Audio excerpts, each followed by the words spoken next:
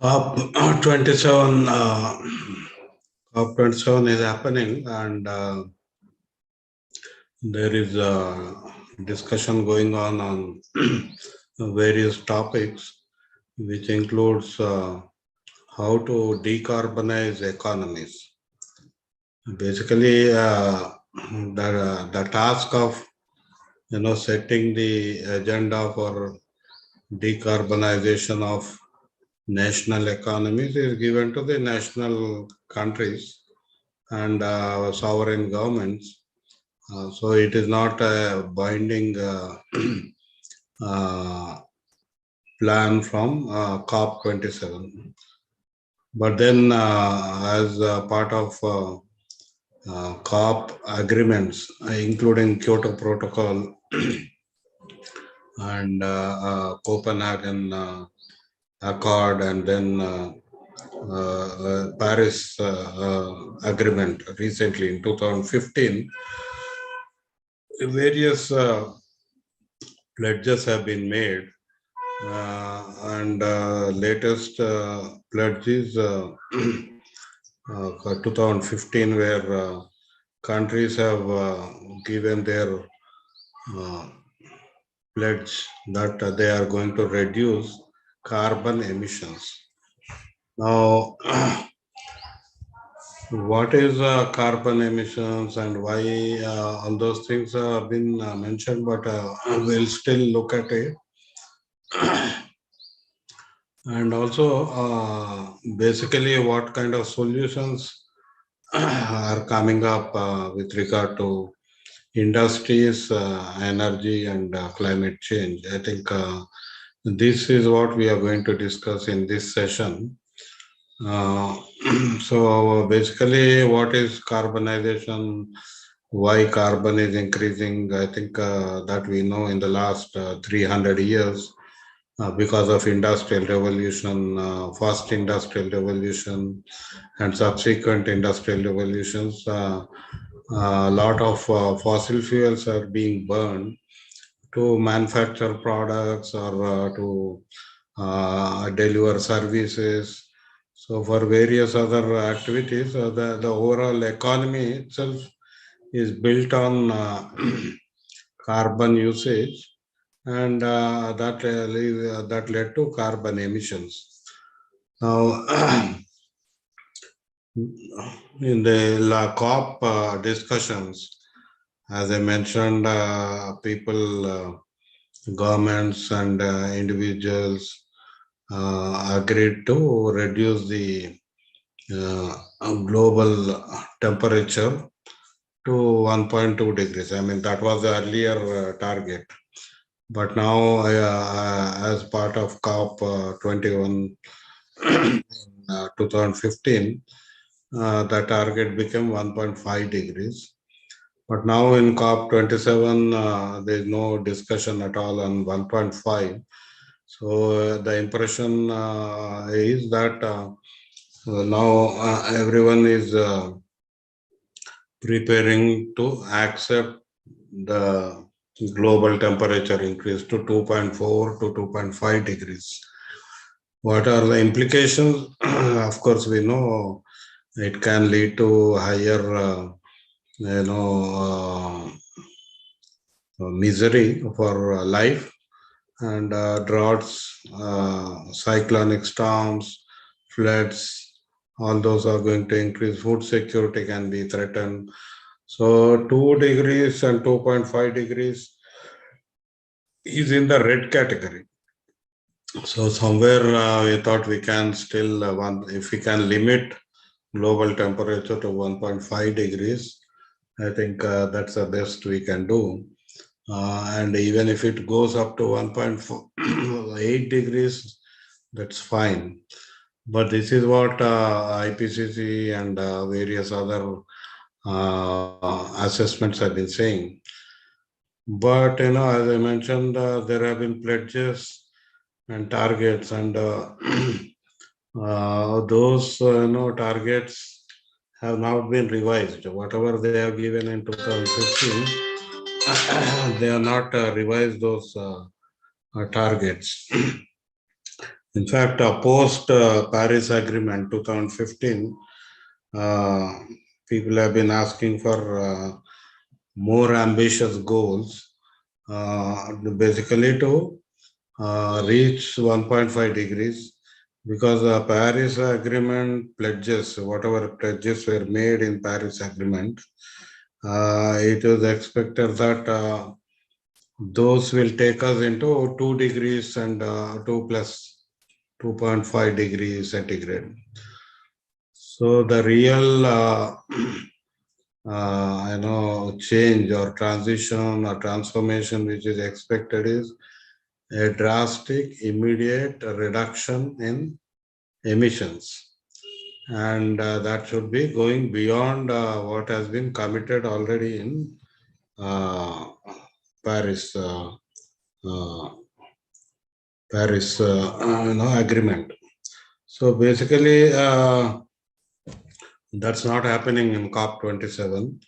They are not revising their pledges. They are not reducing their goals.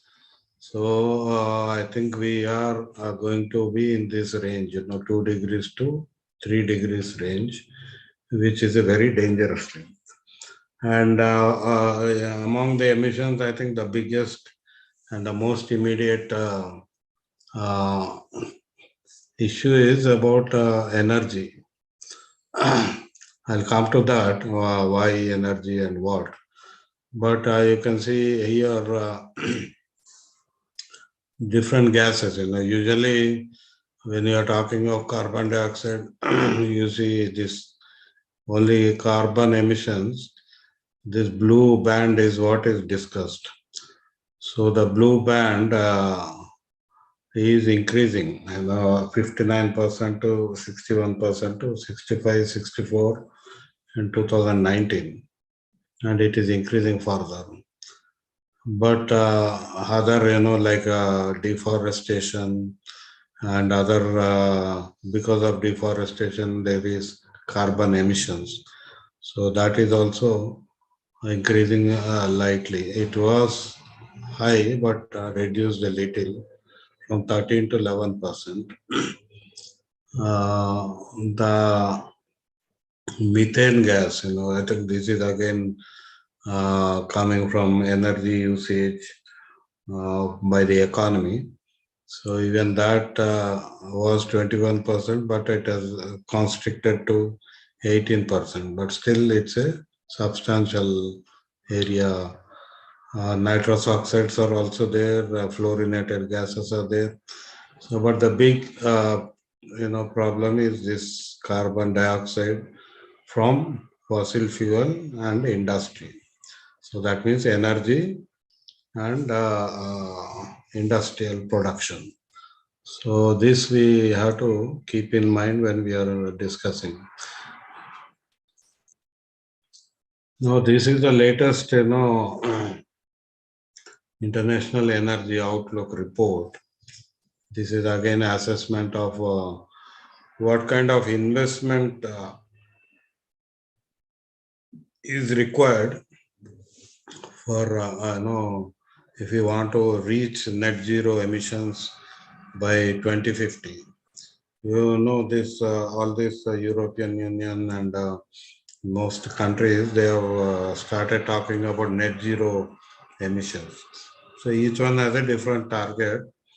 Most of them have given 2050 as the maximum. India gave 2070, and China goes up to 2060. So, but 2030 was the least or the earliest deadline which we are looking at. So this is the assessment of what kind of investment is required to reach those pledges. So you can see the thick green is with net zero emission pledges in law. That means it becomes binding. So when it becomes binding, the estimation is that the investment on fossil fuel will decrease uh, gradually. But But 2022, there is a slight increase because of Ukraine-Russia war, which has upset the energy markets. Now, this is, this is the investment with net zero emission pledges in policy documents. That means governments will announce a policy. They may not implement, but still there can be investment coming under. So even that investment is, up to 2019, it maintains a certain degree of 200 billion US dollars, but it has reduced slightly in 2020 and again increased in 2021, and now again in 2022 it is increasing. Similarly, without net zero pledge, that means do nothing scenario. Even then, there will be investment in fossil fuels. So this is an assessment which shows comparatively that if net zero emissions is on path, the fossil fuel investment will come down. No, this is, because one of the issues which is raised when we are discussing energy sector, energy is basically electricity and whatever energy is produced using fossil fuels like coal, diesel and petrol and other resources. So the power, but this is about power generation cost. So you can see that average power generation costs are increasing. In European Union, it has gone up by 40%. In India, it is reaching almost 30%. Korea, Japan, everywhere power generation costs are increasing. And why? It's because of the cost of fossil fuel. It could be mining, it could be transport, and various other factors. So coming from that, because with the costs are increasing, many people may not be able to afford, electricity, because electricity is seen as a efficient method of energy delivery. So in the COP discussions, or even outside that, electricity is seen as a replacing service for fossil fuels, like even in transport, electricity vehicles, in industry, instead of boilers using coal, electrified boilers. So this electricity is being focused upon as one of the transition mechanisms from for reducing carbon emissions. So then if the cost of electricity is going to increase, what is its impact on residential sector or poor people? I think this is what is one factor. So here you can see people without electricity. This is in sub-Saharan Africa. We are seeing red color, and this yellow color is Asia, and this small band is rest of the world. So most sub-Saharan Africa, this is again a scenario based on different scenarios and net zero emissions and other scenarios which are developed by International Energy Agency. So 2021, we can see almost 400 million people, 500 million people, 600 million people in East Africa, Sub-Saharan Africa, they don't have access to electricity. So they are using wood or whatever material for their cooking or whatever purposes. In Asia, it is almost about less than 180 million people who do not have access to electricity. So, but if without access to clean, this is without access to electricity. So, these are the people who don't have without access to clean cooking. So, the energy needs of almost 800 million people here, and then almost 200 million, 2000 million people here. I think is still a uh, problem.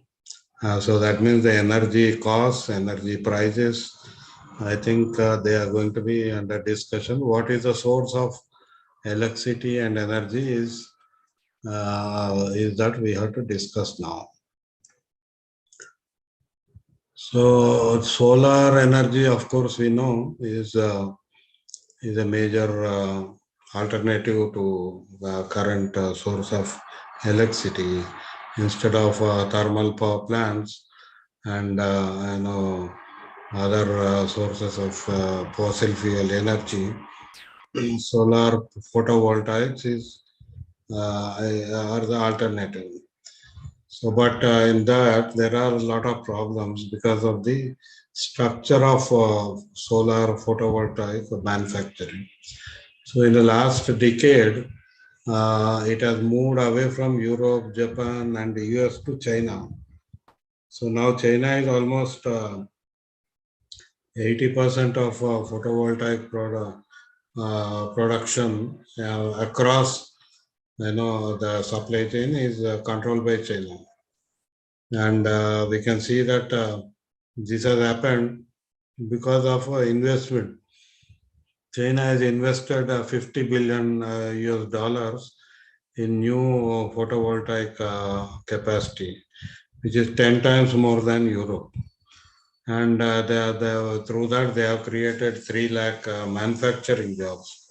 So, for sort of solar photovoltaic, we need polysilicon production, ingots, wafers, cells, and modules. So all these are being now dominated by China. So China also has 10 top suppliers of solar photovoltaic manufacturing equipment, suppliers in China itself. So China has become very instrumental in solar photovoltaics. Unless China cooperates, so this brings in political, geopolitical, and trade angle into energy transition. So who is having what resources, what are the technologies, and at what price those technologies and equipment is available for transition. So one of the other points which is being discussed is batteries. When the batteries which are now being used for electrical vehicles, they require uh, a mineral, and that mineral is nickel and then lithium. Sorry, so lithium mines are available mostly in Latin America and one or two African countries, and now they are owned by China.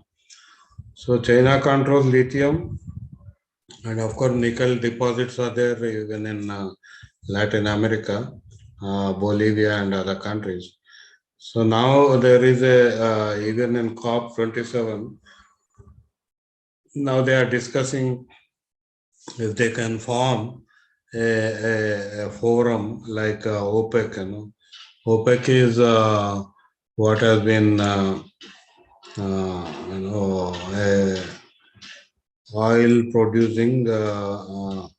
oil producers economic cooperation. I think that's what I think the acronym says. But this is a coalition of countries which produce the oil. So they have been dictating the prices of oil for the past 20, 30 years. So similar kind of platform is being proposed for nickel and lithium, because now these have become very important for transition in the energy which again will have implications on carbon emissions. So ultimately, carbon in the atmosphere is the biggest threat. So who are the top emitters? I think this is again a data which shows that Russia, China, US are the biggest, including India. And of course, Brazil is also there. So the topmost is China, US, India, Russia, and followed by Japan, Germany. So carbon emissions, this is a 2013 data. I think latest data is also available, but even that data shows the top four are China, US, India, and Russia. So among which sector these carbon emissions are coming? So this is again old data. I think latest data is also available. But largely you can see that industry contributes 21%, electricity and heat production. This is what I was mentioning, energy sector. So energy sector also produces carbon emissions, and that's because wherever they use coal, diesel, that emissions are there. Then transport is there. Agriculture, forestry, and other land use is also included. They mentioned 24%, but agriculture basically these are industrial agriculture, and that is mostly based in US and Europe. So they have large livestock farms, and they are stall fed, and these animals produce a lot of methane. And of course, agriculture, I mean, crops like paddy, even they are supposed to release the methane. So overall, when we are saying agriculture releasing carbon emissions, it is due to again fossil fuel uses. It could be fertilizers, it could be pesticides, and using tractors. So all these together forms carbon emissions. It's not a traditional agriculture. Traditional agriculture does not have carbon emission potential. Forestry, of course, the forests do not produce carbon. They don't emit carbon, but deforestation leads to carbon emissions. So when we are saying this land use, agriculture, and forestry, then depending on the activity, the carbon emissions will happen.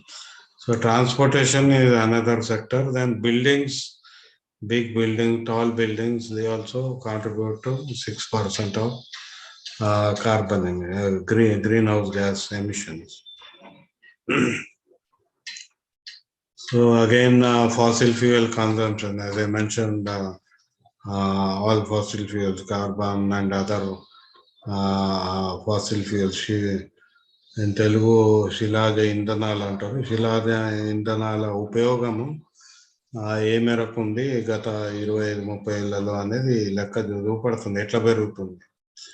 So from 1998 to 1988 to 2013, we can see how global coal consumption has increased.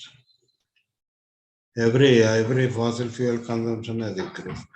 So because of the gas consumption, coal consumption, oil consumption increasing, the atmospheric concentration has also started increasing. So just in the gap of 20 years, so if you can see this, width when they are saying global warming hiatus. So 2013, so this is almost like 1995. So from 1995 to 2013, the atmospheric carbon dioxide concentration is increasing. This period corresponds with the World Trade Organization. That means the trade, as the trade has increased, globalization has increased, fossil fuel consumption has also increased. So I think this we need to note very clearly. And which are the countries, of course, we discussed earlier. So China is the biggest, has emerged as the biggest consumer of fossil fuels. You can see it has jumped on coal from 2003 to 2011, very drastic increase from about 700 million tons to almost 2000 million tons. Sudden jump within a period of 6 years. It shows that this is the economy which has started gobbling uh, fossil fuels, especially coal.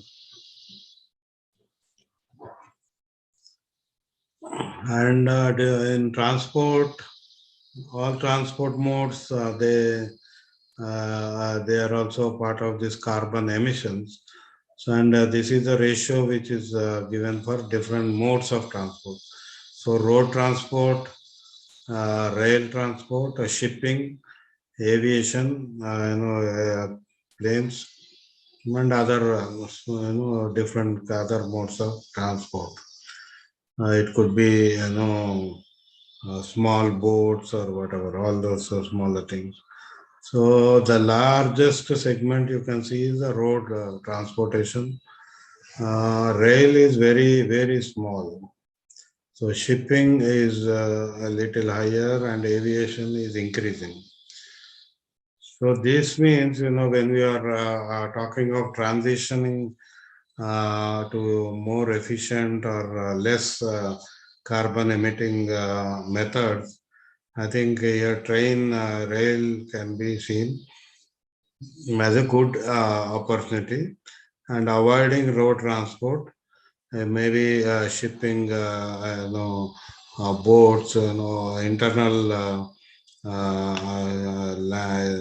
waterways, they can be encouraged. So there has been a lot of discussion on different modes, especially in urban areas, like if you can have mass transport or public transport, buses, trains, so instead of individual vehicles.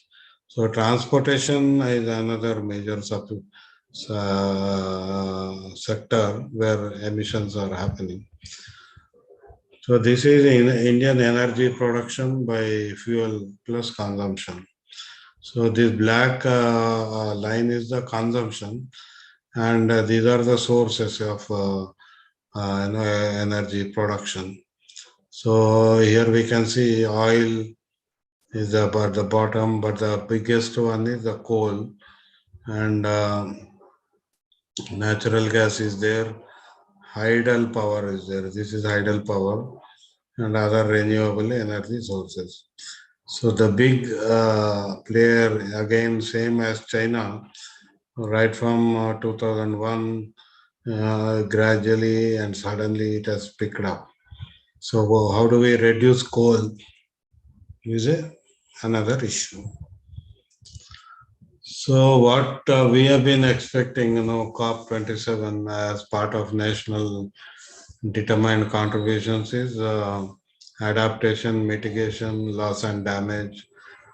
These have been discussed earlier also. So basically, when you are talking of energy and industry, I think industry needs to adapt itself to the changes in global temperature and the disruption in supply chain. I think, but we are not discussing this adaptation necessity and also the mechanisms which are required to adopt industrial production or energy production in tune with the nationally determined contributions of India, and also reduction in carbon emissions or leading to low carbon emissions. So adaptation is one issue, and mitigation, of course, how do we avoid producing carbon emissions? So even this, I have not seen any of the industry associations, whether it is Confederation of Indian Industry or Federation of chambers of commerce and industry. We have at least few, 10 to 50 chambers of commerce and industry, but none of them are discussing climate change or the impact of climate change on industry, or the impact caused by industries on climate change, the contribution of Indian industry to climate crisis. So, because we are just at a rudimentary stage, I think a lot more discussion is required on what kind of changes we need to look for, and because once the COP 27 or subsequent COP, if they start, agreeing, coming up with some agreements, I think invariably we have to follow those agreements in India. So yeah, instead of being pushed, I think it's better to choose, based on knowledge, choose based on access and availability of resources. But unfortunately, industrial associations and industries in India, they're not concerned about a climate crisis at all, and that's all the more problematic. So this again, this is a major issue which we are looking at under Paris Rule Book, Article 6. There is a market-based mechanism. So this, as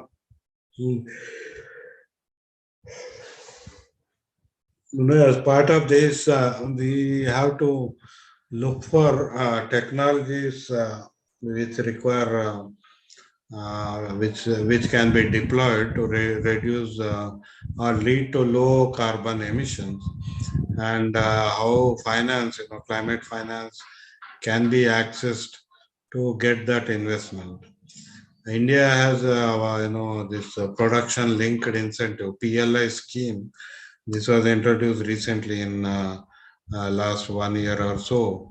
But this production linked incentive says it encourages efficiency in production or shift towards low carbon emission technologies.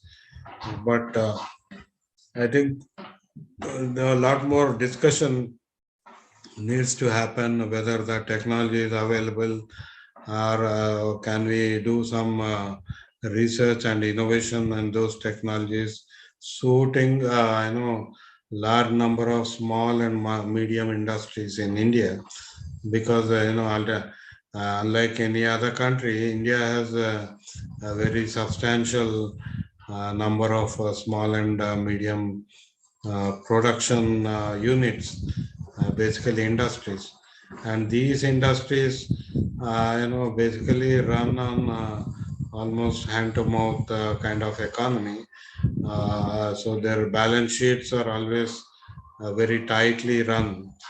So in that sense, if there is a mandate to transition from high carbon emission technologies to low carbon emission technologies, investment is required. So whether that investment can be financed by banks using very liberal or flexible interest rates, or will there be some subsidies from the government, so that people, industries which are shifting towards green technologies, they can access this kind of financing.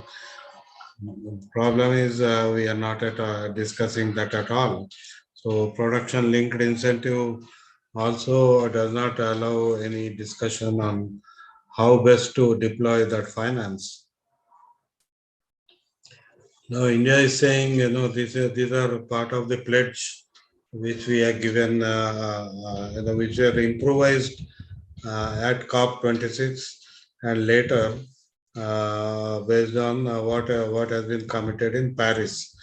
So India is saying a lifestyle for environment as a key to combating climate change.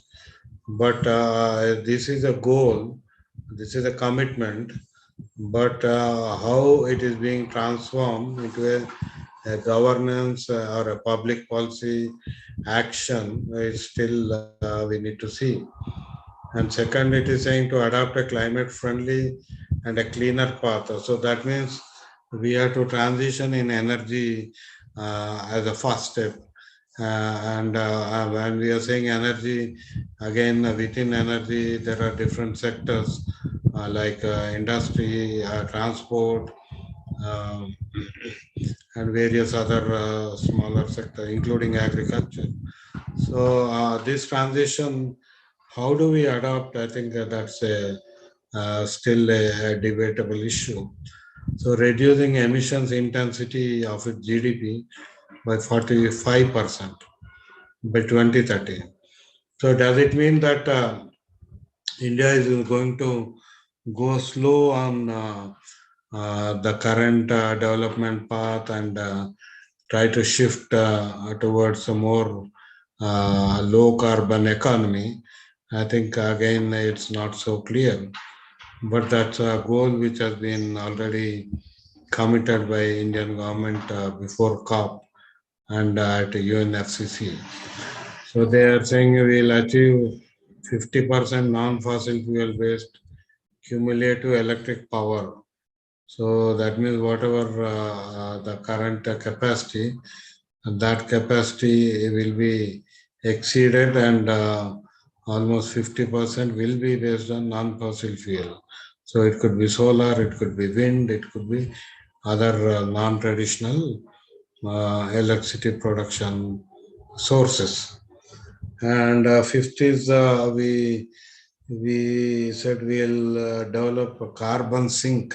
That means forest afforestation will start happening, and maybe of course here it is not said one is the forest and tree cover, but it's not. I don't know if it is scientifically proven that do we have a possibility of such a sink just by raising a tree cover. It's not yet known because it's pretty slow. The tree is converting carbon dioxide in the atmosphere. I think it's a very slow process. So the target given by 2030 again looks very ambitious. So the other related to energy is to build capacities, creative domestic framework, and international architecture. Of course, this is all about the Indian economy, but it also applies to energy sector. So that means we need to build the capacities, and we have to rewrite our laws related to electricity or energy, and see how this framework can help in you know pushing India towards low carbon emissions. So the IPCC says where we can reduce emissions by 2030, half reduce by 50%. So IPCC says it is energy. That's the first sector. Then land use. So we need to look at the land use as part of master plans of urban areas and also overall nationwide land use. Third is industrial production. Fourth is urban growth. It could be mega cities and buildings. So it could be tall buildings or any concrete buildings we are looking at, and of course transport. So these are the sectors where options are available to reduce carbon emissions. So this is what I have been proposing. This is for the industry. What kind of change agenda they can look at? One is energy changes. They can decarbonize, completely stop usage of coal consumption, and shift towards electricity. Second is raw material change. So many of the industrial products are based on raw materials which are malignant to the earth and its resources. So either it's through the entire supply chain, right from mining up to the product. So I think we need to keep phasing out raw materials which are detrimental to environment and climate. So that's a second kind of change agenda. Third is the product range change. So we need to change the products and see how far they can respond to sustainability. So in the past, textile sector, fashion industry in COP26 at Glasgow, they have agreed on changing the virgin material. So they are not going to access virgin material, virgin fiber material for garment production or various other products. They'll reduce that and also recycle whatever products are available, so that recycled polyfibers are not lying here and there affecting the environment. Fourth is the technology change. So we require technologies which can help in changing materials. So if it is certain kind of metal, can we see any other metal which can help us? And second is energy, as I mentioned, instead of using petrol or diesel generators, they can shift to electricity. Even boiler technology can be changed to use electricity. So, and also various products, how, if at all, technology can help in increasing the efficiency of energy usage. So these are the four areas which are required whenever industry has to decarbonize or reduce its carbon emissions. So this IPCC report, even they are endorsing this kind of change. So they are saying in the industry they have to use material more efficiently, reuse, recycle, minimize waste, and basic materials, they can be changed at pilot to near. So achieving net zero is challenging because you have to affect all these changes. That means sometimes you need to bring technology, sometimes you need to bring finance, and sometimes you have to step back on competition. And if you're a market leader in a particular segment, probably these kind of changes can affect the profitability of the industry. So overall, I think this change is necessitated, not just because COP is saying, not just because there is a mandate as part of Indian regulation. It is also because the industry is going to face a severe problem of production because of climate change. So with heat waves, productivity in the industry will reduce directly, in direct proportion. And of course, heavy rains are also going to affect this operation. So industry is going to be a victim or a target of the climate change or climate crisis in various ways. So there may not be people to work with them at all. And even if you're using mostly materials, and those materials can be affected by heat waves or the floods or various other natural disasters. So industry is one of the contributors of energy carbon emission carbon emissions. and it is also going to be the victim of this, global warming and the consequent disasters which are hitting the earth. So industry needs to understand this very clearly. So I'm just stopping here. So ultimately, in conclusion, we can say one, energy sector needs to shift from fossil fuels to renewable energies and also electricity, so that energy, whatever energy produced, is efficiently used.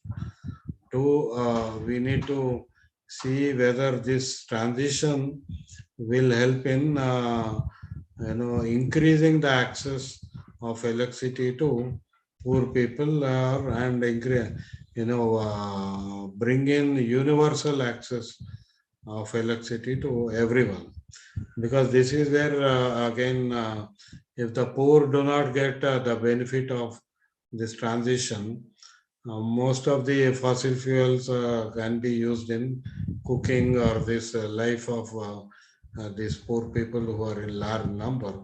So I think it's imperative that we change ourselves in energy sector, in residential sector, and of course industrial sector also. We need to shift from fossil fuels to